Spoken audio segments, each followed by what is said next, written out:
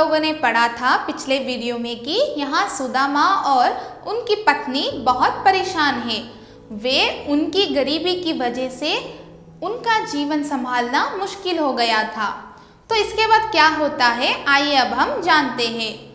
तो जब सुदामा चिंता में था, वो सोच रहा था कि मैं नेक्स्ट स्टेप क्या लूँ, क्या कर सकता हूँ इस गरीबी को मिटाने के लिए या अपना जीवन पालने के लिए।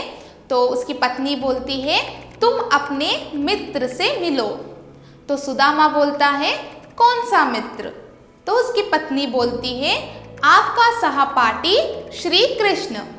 तो वो बोलता है कि मैं कैसे उससे मिल सकता हूँ, वहाँ तो बहुत बड़ा आदमी बन गया है, वहाँ वो द्वारिका का राजा है, वो मुझे पहचानेगा नहीं।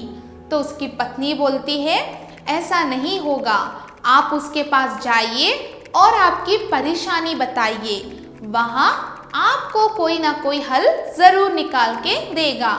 तो सुदामा अपनी पत्नी से बोलता है कि वहाँ श्री कृष्ण मुझे पहचानने से मना कर देगा, हम लोग बहुत बचपन के दोस्त हैं, हम लोग सहपाठी हैं, मगर अभी हमारा जीवन दो अलग रास्ते में है।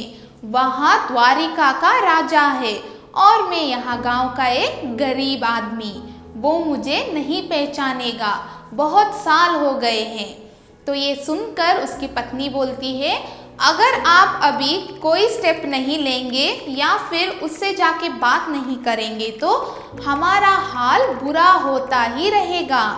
तो यहाँ सुदामा बोलता है कि अब तक जो संभाला है तो आगे भी तुम संभाल लोगी, मुझ पे तुम पे पूरा विश्वास है या फिर भरोसा है। तो उसकी पत्नी रो के बोलती है कि अब तक मैंने कैसे भी करके संभाल लिया, अभी हमारा स्थिति इतना खराब है तो आप सोचिए बाद में हाथ से स्थिति निकल जाएगा, बहुत ही खराब हो जाएगा। तो ये कहकर सुदामा की पत्नी रो पड़ती है। तो जैसे ही सुदामा देखता है अपनी पत्नी को रोते हुए, तो सुदामा बोलता है कि अरे अब तुम रो मत, ठीक है, मैं जाके कृष्ण से मिलता हूँ, देखता हूँ कि वो मुझे क्या हल देता है। मगर मैं जब मिलने जाऊँगा तो वहाँ उनके जो भी सोल्जर्स बॉडीगार्ड वहाँ पे खड़े रहते हैं दरबार के पास, वो लोग मुझे अंदर जाने से मना कर देंगे।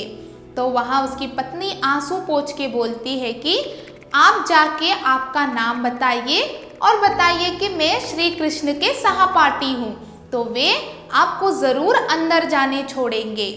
तो सुदामा ठीक वैसा ही करता है जैसे उसकी पत्नी ने उसे कहा है। तो अगले वीडियो में देखते हैं सुदामा कृष्ण के पास जाके क्या बातचीत करता है।